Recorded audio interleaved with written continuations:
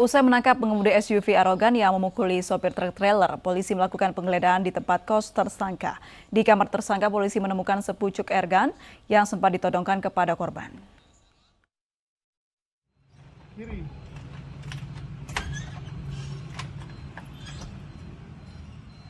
Anggota Satreskrim Polres Metro Jakarta Utara melakukan penggeledahan di tempat kos Oka, pelaku penganiayaan supir truk di Sungai Bambu, Tanjung Priuk, Jakarta Utara. Dalam penggeledahan, polisi menemukan sepucuk airgun milik Oka yang disimpan di dalam lemari. Setelah diinterogasi, petugas memastikan senjata ini yang ditodongkan oleh pelaku kepada supir truk trailer yang menjadi korban penganiayaan. Ini adalah senjata yang digunakan tersangka pada saat pertama ribut dengan supir sehingga senjata ditodongkan ke supir sehingga supir tersebut kabur. Adalah jenis Makarov airgun, bukan airsoft, airgun dan buatan Taiwan. Kata kepada kamu, senjata ini kau beli di mana? Online. Kamu menodongkan. Dengan ditemukannya senjata ini, Oka terancam pasal tambahan, yakni Undang-Undang Darurat tentang Kepemilikan Senjata Ilegal dengan ancaman kurungan penjara maksimal seumur hidup. Sebelumnya, Oka telah dikenakan pasal penganiayaan terhadap supir truk dan pemalsuan atas penggunaan plat nomor palsu kendaraan SUV miliknya. Dari Jakarta, Vendra Kurniawan, iNews, laporkan. Pemirsa, diduga karena iri tidak diberi uang, seorang tukang becak di Trenggalek bacok rekannya sendiri. Korban tewas di lokasi kejadian, sedangkan pelaku telah diamankan polisi.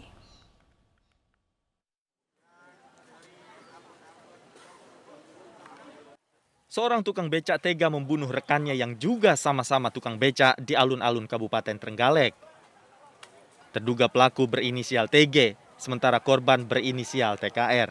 Keduanya merupakan tukang becak yang sehari-harinya mangkal di sebelah utara alun-alun kabupaten tersebut. Kejadian pembunuhan tersebut terjadi pada Kamis siang, sekitar pukul 10. Dugaan sementara pelaku tega membacok rekannya hingga tewas karena perkara uang. Jadi memang itu awalnya diduga karena ada percecokan antara korban dan yang diduga pelaku. Itu tadi infonya tukang beca apa gimana? Nah, untuk profesi di sini profesinya yang kita tahu itu tukang beca. Anggota Satreskrim Polres Trenggalek langsung menuju ke lokasi untuk melakukan olah tempat kejadian perkara. Pelaku saat ini sudah dibawa ke Mapolres Trenggalek untuk diperiksa lebih lanjut. Dari Tulung Agung, Jawa Timur, Ana Agus Faisal, iNews melaporkan. Pemirsa, polisi menggelar rekonstruksi kasus pembunuhan dan pembakaran jenazah di Maros, Sulawesi Selatan. 42 adegan diperagakan para tersangka di 3 lokasi.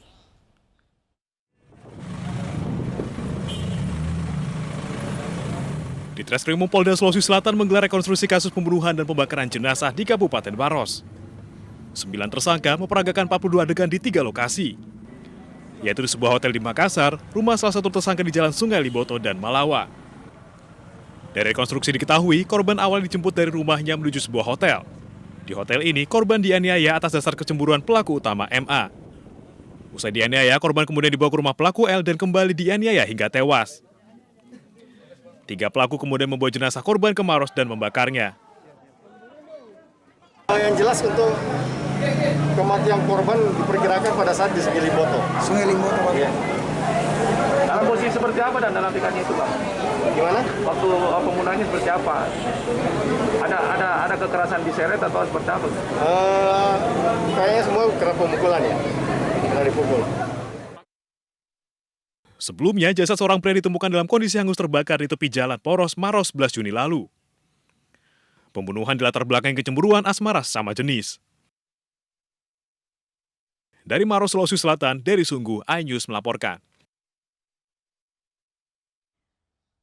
Pemirsa, sebanyak 12 orang saksi terkait tenggelamnya KMP Yunis telah diperiksa aparat kepolisian. Pemeriksaan dilakukan di KP 3 Ketapang, Banyuwangi, Jawa Timur.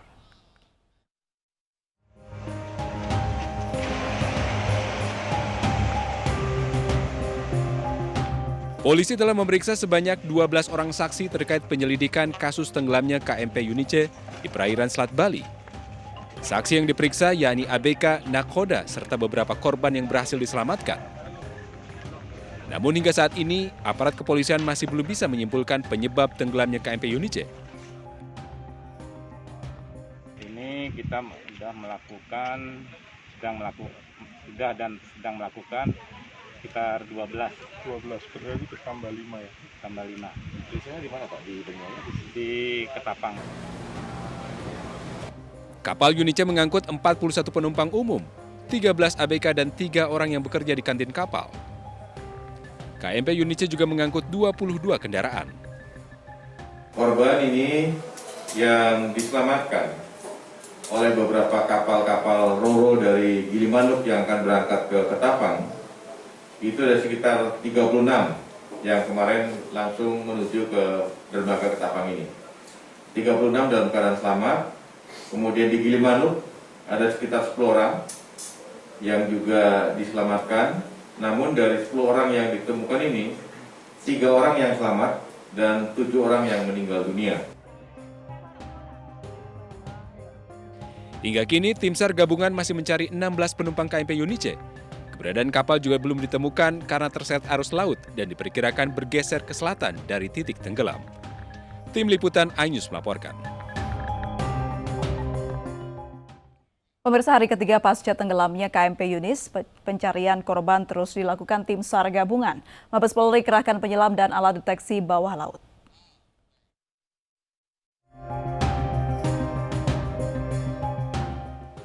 Tim SAR gabungan memastikan KMP Yunice tenggelam karena kehilangan keseimbangan setelah diterjang ombak pada bagian belakang kapal.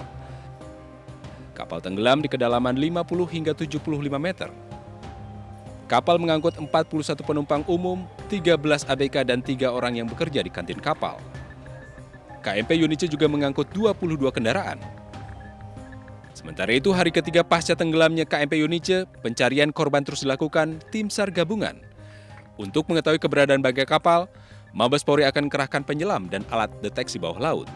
Saya kirimkan tim dari Direktorat Polair Barakap dengan peralatan-peralatan untuk menentukan atau mencari di mana letak kapal, posisi kapal yang tenggelam itu.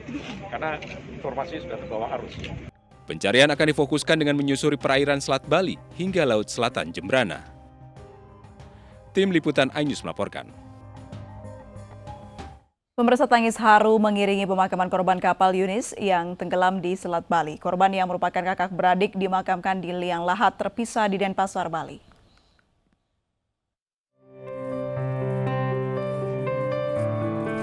Duka keluarga tak terbendung saat mengetahui Alivia Putri Sugiyarti dan Bagas Putra Sugiyarto menjadi korban kapal Yunis yang tenggelam di Selat Bali 2 hari lalu.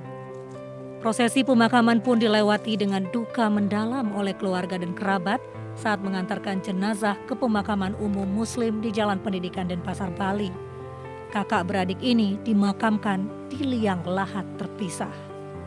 Mama saya, ibu saya, bilang kok ada namanya Alivia.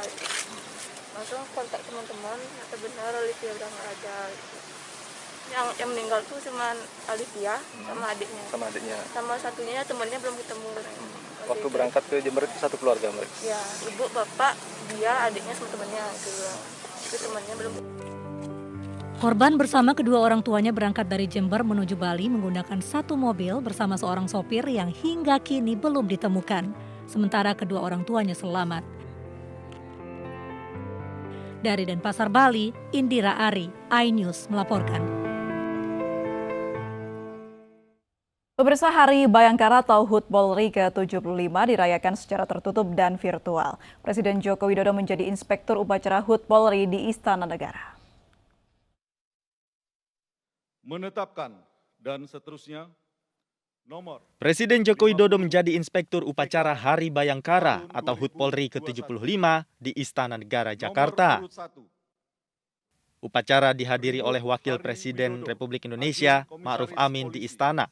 Sementara petinggi dan pejabat pemerintah lainnya mengikuti upacara secara virtual. Peserta acara istirahat di tempat. Tema HUT Bayangkara tahun ini adalah transformasi Polri yang presisi, mendukung percepatan penanganan COVID-19 untuk masyarakat sehat dan pemulihan ekonomi nasional menuju Indonesia maju. Salam sejahtera bagi kita semuanya. Pertama-tama kepada keluarga besar Kepolisian Negara Republik Indonesia, dimanapun saudara-saudara bertugas, saya mengucapkan selamat Hari Bayangkara ke-75 dan juga menyampaikan apresiasi yang setinggi-tingginya atas kerja keras jajaran Polri dalam menangani pandemi COVID-19 sekarang ini. Yang berkaitan dengan Karhutla. Kapolda, terima kasih. Usai upacara, Presiden menyapa dan berdialog dengan sejumlah Polda dan Polres jajaran secara daring mengenai penanganan pandemi di daerahnya. Dalam perayaan HUT Bayangkara ke-75, Presiden mengapresiasi kinerja Polri dalam membantu pemerintah menangani pandemi COVID-19. Dari Jakarta, Tim Liputan iNews melaporkan. Pemirsa, pemerintah akan memberi sanksi kepada pemerintah daerah yang tidak melaksanakan PPKM darurat. Selain itu, bantuan sosial yang sempat dihentikan akan kembali disalurkan kembali. Untuk memberlakukan PPKM darurat sejak tanggal 3 Juli hingga 20 Juli 2021, khusus di Jawa dan Bali.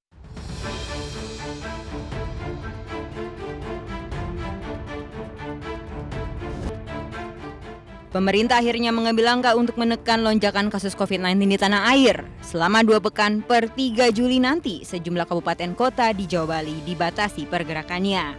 Tentu pelaksanaan PPKM darurat tak lepas dari peran serta pemerintah daerah. Pemerintah pusat mengingatkan, bagi Pemda yang tidak melaksanakan kebijakan ini akan terancam sanksi.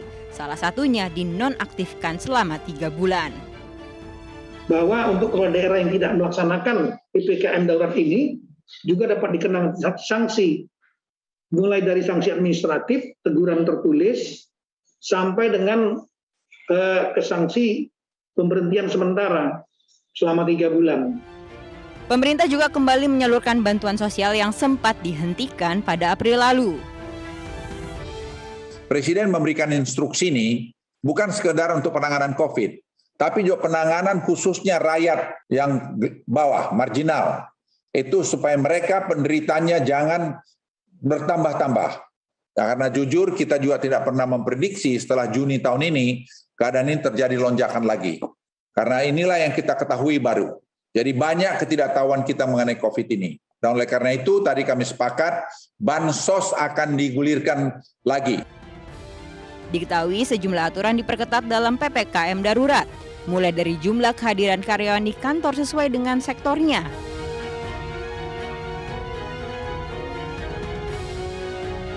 Pusat perbelanjaan hingga mal ditutup, operasional restoran atau rumah makan hanya boleh pesan antar, tempat ibadah ditutup, hingga fasilitas transportasi umum hanya diizinkan mengangkut 70% dari kapasitas. Tim Liputan iNews melaporkan. Pemirsa, program sinetron unggulan produksi MNC Pictures Ikatan Cinta dinobatkan sebagai program televisi paling banyak ditonton dan menghibur masyarakat selama pandemi. Penghargaan diberikan langsung Menko Perekonomian Erlangga Hartarto sebagai bentuk apresiasi.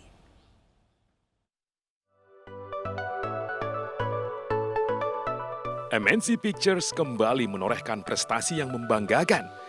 Sinetron Ikatan Cinta yang diproduksi anak perusahaan PT MNC Studios Internasional Tbk ini memperoleh penghargaan yang diberikan Menteri Koordinator Bidang Perekonomian Erlangga Hartarto.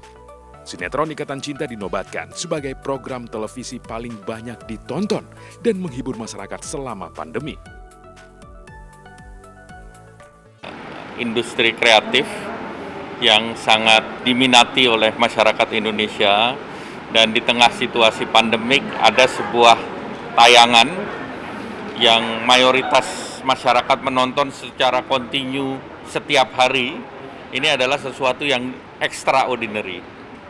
Ya, tentunya pada pemirsa terima kasih atas dukungan yang diberikan. Karena tanpa dukungan pemirsa tidak mungkin sinetron Ikatan Cinta mendapat penghargaan dari Bapak Menteri Koordinator Bidang Perekonomian.